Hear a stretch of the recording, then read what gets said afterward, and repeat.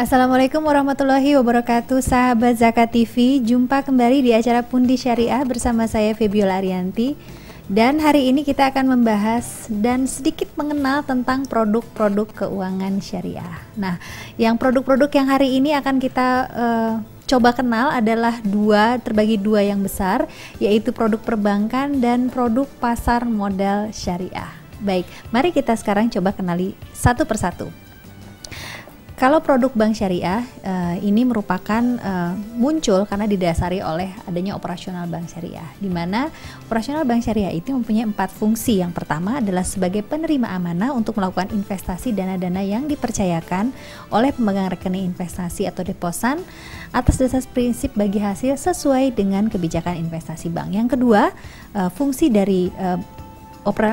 dari bank syariah adalah sebagai pengelola investasi atau dana yang dimiliki oleh pemilik dana atau sohibul mal sesuai dengan arahan investasi yang dikehendaki oleh pemilik dana. Yang ketiga, sebagai penyedia jasa lalu lintas pembayaran dan jasa-jasa lainnya sepanjang tidak bertentangan dengan prinsip syariah. Dan yang keempat adalah sebagai pengelola fungsi sosial. Jadi kita harus paham bahwa produk perbankan syariah ini muncul dari operasional fungsi dari bank syariah yang 4 tadi.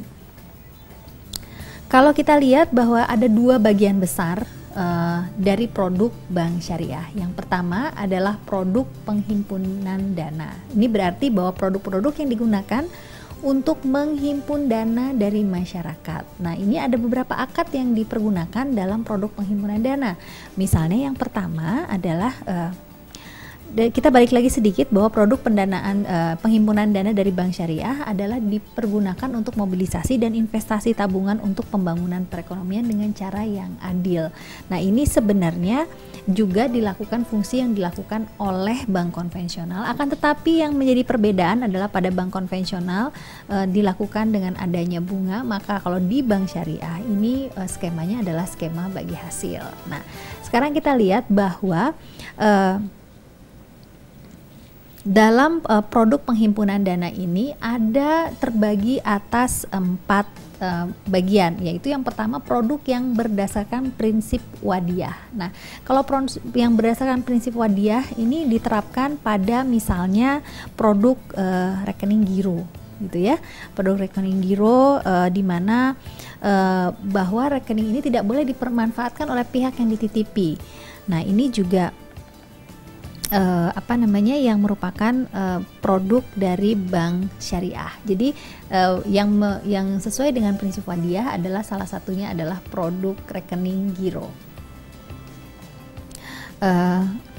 Kemudian produk lainnya adalah yang sesuai dengan prinsip wadiyah adalah dengan tabungan wadiyah yang merupakan simpanan dari nasabah dalam bentuk rekening tabungan atau savings account untuk keamanan dan kemudahan pemakaian. Jadi ini tidak ditujukan untuk tujuan tertentu atau investasi tertentu, tapi hanya dipergunakan untuk keamanan atau penyimpanan saja, safekeeping daripada nasabah. Kemudian yang kedua adalah yang sesuai dengan prinsip qard, yaitu memberikan pinjaman kepada orang lain tanpa mengharapkan imbalan atau dikembalikan dengan pengganti yang sama dan dapat ditagih atau diminta kembali kapan saja oleh pihak yang menghutangi. Nah, simpanan giro atau tabungan juga menggunakan prinsip qard ketika bank dianggap sebagai penerima pinjaman tanpa bunga dari nasabah deposan sebagai pemilik modal. Bank dapat memanfaatkan dana pinjaman dari nasabah deposan untuk apa saja, termasuk untuk kegiatan produktif mencari keuntungan. Bonus tabungan qard lebih besar daripada bonus giro qard karena bank lebih leluasa untuk menggunakan dana untuk tujuan produktif. Dan prinsip qard didukung dengan adanya fatwa DSN MUI nomor 19/DSN MUI huruf Romawi 4 2001 tentang qard. Nah, kemudian yang ketiga adalah prinsip mudorabah. Mudorabah merupakan akad antara pemilik modal atau sahibul mal. Dalam hal ini pihak bank yang menyerahkan dana kepada pengelola modal atau mudorib. Dalam hal ini pihak nasabah dengan syarat bahwa keuntungan yang diperoleh dibagi 2 belah pihak sesuai dengan kesepakatan yang telah dibuat. Jadi ini produk-produknya ini di mana bank memberi sebagai pemilik modal, antara pemilik modal dengan pengelola modal. Jadi bank sebagai pemilik modal, kemudian nasabah sebagai pengelola modal. Nah, uh, ada beberapa jenis mudharabah yang untuk penyimpanan dana, yaitu pertama adalah mudharabah mutlakah, itu bentuknya seperti tabungan mudharabah atau deposito mudharabah ya.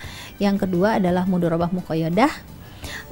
Ini di mana bank merupakan simpanan khusus antara pemilik dana, dapat menetapkan syarat-syarat tertentu yang harus diikuti oleh bank. Kemudian mudharabah muqayyadah off balance sheet yang merupakan penyaluran dana mudharabah langsung kepada pelaksana usahanya, di mana bank bertindak sebagai perantara atau arranger yang mempertemukan antara pemilik dana dengan pelaksana dana.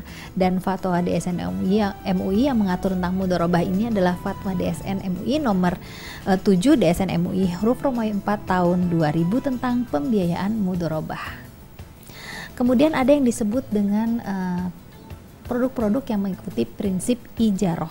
Nah, akad ijaroh ini dapat dimanfaatkan oleh bank syariah untuk penghimpunan dana dengan menerbitkan sukuk. Nah, sukuk ini beda ya dengan obligasi konvensional. Kalau obligasi konvensional merupakan surat bukti hutang, tetapi kalau sukuk ini merupakan alat bukti kepemilikan bersama dari suatu usaha atau suatu aset. Jadi kalau misalnya dengan sukuk ini bank mendapatkan alternatif sumber daya berjangka panjang, biasanya di atas 5 tahun. Dan ini biasanya digunakan untuk pembiayaan berjangka panjang. Nah, sukuk ini bisa menggunakan beberapa prinsip yang diperbolehkan oleh syariah. Misalnya bisa sukuk mudharabah, bisa sukuk musyarakah, menggunakan prinsip jual beli gitu kan, dan menggunakan prinsip sewa atau sukuk ijaroh.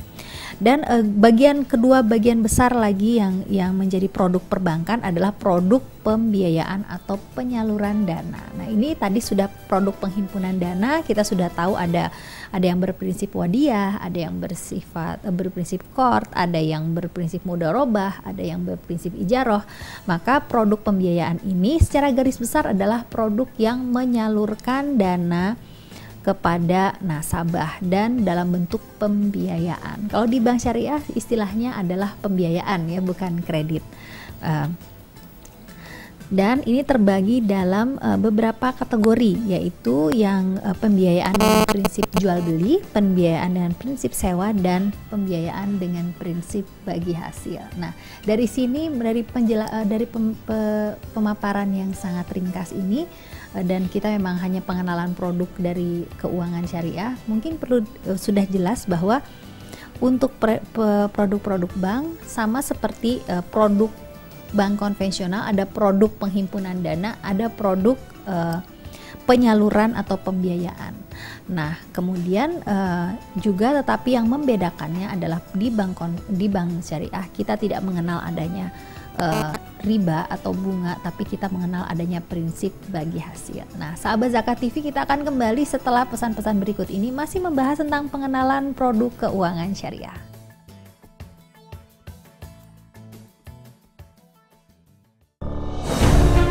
Ketika keindahan dunia merebak keselarasan, berbagi kemesraan. Ketika sejuta tangan merangkai kebahagiaan dalam kehidupan yang harmoni. Ketika zakat Anda wujudkan indahnya dunia.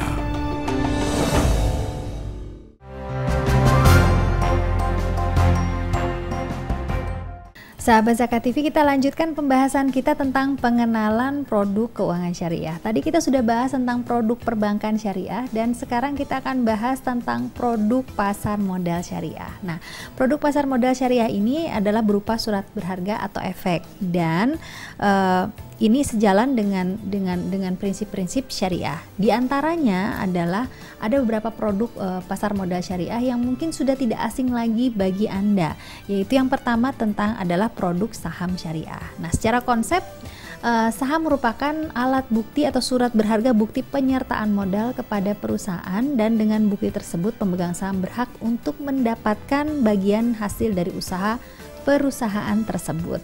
Maka konsep penyertaan modal dengan hak bagian hasil usaha ini merupakan konsep yang tidak bertentangan dengan prinsip syariah. Nah, prinsip syariah mengenal konsep ini sebagai kegiatan musyarakah atau syirkah. ya. Jadi berdasarkan analogi tersebut, maka secara konsep saham merupakan efek yang tidak bertentangan dengan prinsip syariah. Namun, untuk suatu saham dapat digolongkan dengan sebagai saham syariah, maka saham tersebut harus memenuhi beberapa persyaratan. Yang pertama, bahwa saham tersebut harus diterbitkan oleh emiten atau perusahaan yang secara jelas menyatakan dalam anggaran dasarnya bahwa kegiatan usaha emiten dan perusahaan publik tersebut tidak bertentangan dengan prinsip-prinsip syariah. Yang kedua, emiten atau perusahaan publik itu tidak menyatakan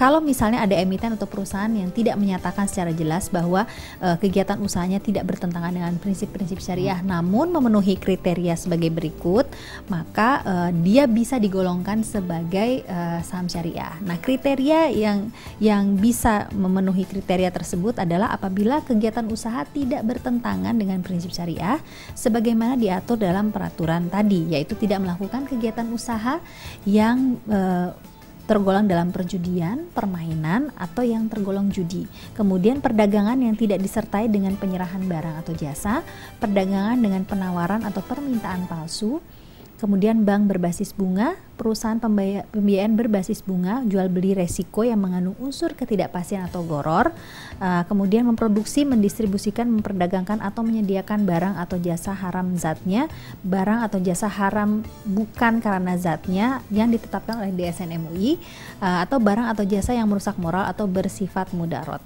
Kemudian melakukan transaksi yang mengandung unsur suap atau riswah. Jadi kalau suatu perusahaan yang bisa digolongkan sebagai perusahaan yang bisa mempunyai saham yang syariah, itu pertama bahwa dia menjelaskan dalam anggaran dasarnya bahwa kegiatan usaha emiten atau perusahaan publik itu tidak bertentangan dengan prinsip-prinsip syariah. Akan tetapi kalau misalnya ada perusahaan yang tidak melakukan beberapa hal yang tadi, maka dia juga bisa digolongkan ke dalam kriteria saham syariah. Persyaratan lainnya yaitu rasio total hutang berbasis bunga dibandingkan total ekuitasnya tidak lebih dari 82%, dan kemudian rasio total pendapatan bunga dan total pendapatan tidak halal lainnya dibandingkan dengan total pendapatan usaha dan total pendapatan lainnya tidak lebih dari 10%. Jadi sampai di sini mungkin sudah lebih jelas bahwa kalau untuk suatu saham digolongkan oleh saham syariah ada persyaratan-persyaratannya. Yang kedua yaitu sukuk. Nah, sukuk ini merupakan istilah baru yang diperkenalkan untuk menggantikan istilah Islamic bonds ya, atau obligasi syariah. Nah, sukuk secara terminologi merupakan bentuk jamak dari kata sak dalam bahasa Arab yang berarti sertifikat atau bukti kepemilikan. Nah, ini juga membuat perbedaan yang sangat jelas antara sukuk dengan obligasi konvensional. Kalau obligasi konvensional itu merupakan surat bukti kepemilikan hutang. Akan tetapi kalau sukuk ini merupakan surat bukti kepemilikan. Ya, jadi sementara kalau dari peraturan Bapepam, definisi sukuk adalah sebagai berikut, yaitu efek syariah berupa sertifikat atau bukti kepemilikan yang bernilai sama dan mewakili bagian yang tidak tertentu atau tidak terpisahkan atau tidak terbagi atas aset berwujud tertentu, kemudian nilai manfaat atau aset berwujud tertentu baik yang sudah ada maupun yang akan ada, kemudian jasa yang sudah ada maupun akan ada, dan kemudian aset proyek tertentu atau kegiatan investasi yang telah ditentukan. Jadi sampai sejauh ini kita sudah mengenal sudah mengenal dua produk pasar modal syariah. Yang pertama saham syariah, yang kedua adalah sukuk. Jadi bagi Anda yang selama ini bertanya-tanya apa sih sebenarnya saham syariah, kemudian apa sih kemudian sukuk itu, kemudian bagaimana sebuah saham disebut sebagai saham syariah dan bukan. Nah, mudah-mudahan dari sini sudah agak sedikit lebih jelas bahwa kalau saham syariah itu semua emiten tersebut yang pertama harus membuat di anggaran dasarnya itu harus menyatakan secara jelas bahwa kegiatan usaha emiten tidak bertentangan dengan prinsip-prinsip syariah. Akan tetapi kalau di anggaran dasarnya tidak ada, tetapi emiten tersebut tidak melakukan kegiatan-kegiatan yang tadi saya sebutkan, maka boleh jadi saham tersebut bisa digolongkan ke dalam saham syariah. Itu sebagai persyaratan dari masalah kehalalannya. Kemudian yang persyaratan finansialnya juga ada bahwa rasio hutang berbasis bunga dibandingkan dengan total ekuitas tidak lebih dari 82% dan bukan atau ya, dan rasio total pendapatan bunga dan total pendapatan tidak halal lainnya dibandingkan dengan total pendapatan usaha dan total pendapatan lainnya tidak lebih dari 10%. Kemudian kita tadi juga sudah membahas tentang sukuk. Nah, sukuk ini kalau yang dulu pernah mendengar tentang obligasi syariah atau Islamic bond, sukuk ini merupakan istilah baru, terminologi baru yang mempunyai arti sama. Akan tetapi ini lebih mewakili atau merepresentasi sifat daripada obligasi atau sukuk ini, obligasi syariah atau sukuk ini. Kalau obligasi itu merupakan surat bukti kepemilikan hutang, maka kalau sukuk adalah alat bukti kepemilikan. Dan tadi sudah dijelaskan kepemilikan apa saja yang bisa dikategorikan dalam sukuk. Kemudian sekali lagi kita akan bahas bahwa karakteristik sukuk ini berbeda dengan obligasi. Jadi sukuk itu bukan merupakan surat utang ya. Jadi merupakan bukti kepemilikan bersama atas suatu aset atau proyek. Jadi ini sangat berbeda sifatnya, dan ini yang membedakan adalah karena sukuk ini berdasarkan prinsip syariah ya. Kemudian setiap sukuk yang diterbitkan harus mempunyai aset yang menjadi dasar penerbitan atau disebutnya sebagai underlying asset. Klaim kepemilikan pada sukuk didasarkan pada aset atau proyek yang spesifik. Kemudian penggunaan dana sukuk harus digunakan sesuai dengan kegiatan usaha yang halal, dan imbalan bagi pemegang sukuk dapat berupa imbalan bagi hasil atau margin sesuai dengan jenis akad yang digunakan dalam penerbitan sukuk. Kita lihat bahwa jenis sukuk juga ada berbagai macam, ada 9 macam sukuk menurut standar AAOEV nomor 17 tentang investment sukuk. Itu terdiri dari sertifikat kepemilikan dalam aset yang disewakan, ini disebut sukuk ijaroh. Kemudian sertifikat kepemilikan atas manfaat, ini terbagi 4 tipe. Sertifikat kepemilikan atas manfaat aset yang telah ada, sertifikat kepemilikan atas manfaat aset di masa depan, sertifikat kepemilikan atas jasa pihak tertentu, kemudian sertifikat kepemilikan atas jasa di masa depan. Kemudian sertifikat salam, sertifikat istisna, sertifikat murabahah, sertifikat musyarakah, sertifikat muzara'ah, kemudian sertifikat musaka, dan sertifikat mughorasa. Nah, kita akan lanjutkan pembahasan tentang jenis-jenis produk keuangan syariah, khususnya tentang produk di pasar modal setelah pesan-pesan berikut ini.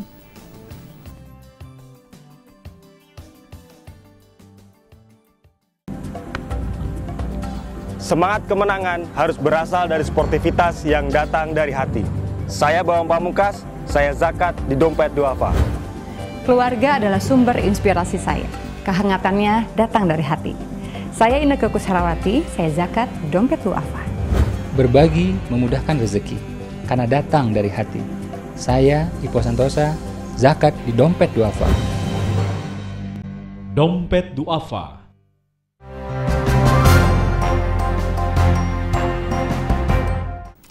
Sahabat Zakat TV, kembali lagi di acara Pundi Syariah, dan kita masih membahas tentang produk-produk keuangan syariah, dan pembahasan kita tadi sampai di produk pasar modal syariah. Kita sudah membahas tentang saham, kita sudah membahas tentang sukuk, dan mudah-mudahan dari dua pembahasan itu sudah memahami apa saja yang menjadikan suatu efek atau produk dari pasar modal syariah itu dapat disebut sebagai saham syariah ataupun obligasi syariah.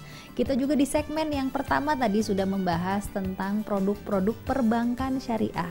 Pada dasarnya terbagi atas dua bagian besar, yaitu produk penghimpunan dana dan produk pembiayaan. Dan yang produk penghimpunan dana juga akadnya berdasarkan ada 4 akad, dan juga produk untuk pembiayaan juga ada berbagai macam skema yang bisa dinikmati oleh masyarakat. Dan tentu saja kita ingat bahwa namanya produk keuangan syariah tidak hanya ditujukan bagi muslim, akan tetapi juga ditujukan bagi semua orang yang bisa melihat keuntungan dari produk syariah tersebut. Oleh karena itu kita sama-sama harus memahami dan juga mensosialisasikan daripada produk keuangan syariah ini sehingga penggunaannya semakin lama semakin meluas. Nah, sekarang kita akan melanjutkan pembahasan kita tentang reksadana syariah. Tentu saja mungkin Anda sudah sering mendengar atau mungkin di antara Anda sudah menjadi pengguna reksadana syariah. Nah, ada baiknya kita ulang lagi apa definisi reksadana syariah. Kalau menurut peraturan Bapepam dan LK nomor 9A nomor 13, reksadana syariah didefinisikan sebagai reksadana sebagaimana dimaksud dalam UU PM atau Undang-Undang Pasar Modal dan peraturan pelaksanaannya yang pengelolaannya tidak bertentangan dengan prinsip-prinsip syariah di pasar modal. Jadi ini bagi Anda yang concern terhadap penggunaan produk syariah, mungkin selama ini Anda berpindah dari produk konvensional dan ingin memilih produk syariah. Sekarang produk-produk keuangan syariah sudah cukup lengkap, dari produk perbankannya sampai produk pasar modalnya. Jadi di antara produk perbankan yang tadi kita sudah sampaikan, ada produk giro, ada produk tabungan, ada produk deposito, ada produk untuk pembiayaan dan sebagainya yang bisa digunakan. Demikian juga di pasar modal. Bagi Anda yang sudah berinvestasi selama ini di investasi saham, Anda bisa memilih saham-saham yang merupakan saham syariah dan mendapatkan keuntungan juga yang tidak kalah. Juga Anda bisa menggunakan produk-produk obligasi syariah atau Anda juga bisa menggunakan produk reksadana syariah. Sekarang ini sudah cukup banyak produk reksadana syariah yang bisa menjadi pilihan Anda dan beberapa di antara merupakan produk-produk unggulan. Nah, reksadana syariah sebagaimana reksadana pada umumnya ini merupakan salah satu alternatif investasi bagi masyarakat modal, khususnya satu pemodal kecil atau pemodal yang tidak memiliki banyak waktu untuk mengelola sendiri investasinya. Jadi kalau kita lihat di sini reksadana sebagaimana juga reksadana konvensional, tapi di sini reksadana syariah di mana aset-aset yang membentuk reksadana tersebut juga merupakan aset-aset syariah. Kalau misalnya dia merupakan reksadana saham, maka yang ada dalam portofolionya adalah saham-saham syariah dan juga cashnya dikelola di bank syariah. Kalau dia merupakan reksadana campuran, maka isinya adalah saham syariah dan juga obligasi syariah. Cashnya juga dikelola di bank syariah melalui bank syariah. Kemudian kalau reksadana pendapatan tetap atau reksadana obligasi syariah, maka isi dari portofolionya juga merupakan obligasi syariah. Jadi bagi Anda yang selama ini masih bertanya-tanya apa perbedaannya, mungkin perbedaannya yang jelas adalah bahwa isi dari portofolionya, kemudian cara pengelolaannya adalah merupakan menggunakan prinsip-prinsip yang tidak bertentangan dengan prinsip syariah. Jadi bagi Anda yang selama ini bertanya-tanya dan ingin untuk berinvestasi di reksadana syariah, maka besar harapan saya sampai di saat ini, sampai penjelasan tadi Anda sudah berkurang keraguannya dan mulai untuk berinvestasi di pasar modal dengan produk-produk syariah yang tersedia. Nah, kemudian kalau kita lihat bahwa